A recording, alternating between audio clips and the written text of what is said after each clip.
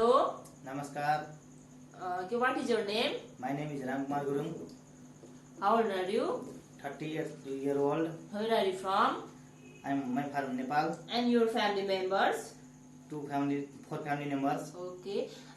And your education? 10 pass. And height?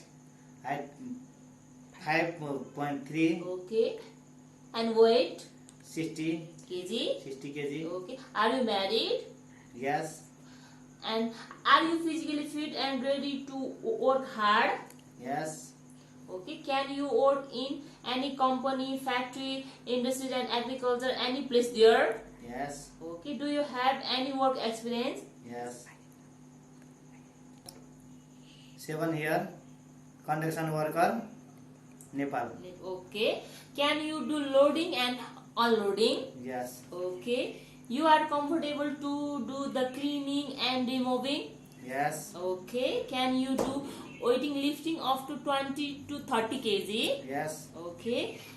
Can you work any climate in outside inside? Yes. Okay. Can you long hour duty maybe 10-12 hour a day? Yes. Okay. Do you like to stay there for a long time? Yes. Okay. And also note that you must need to complete your 2 years employment contract.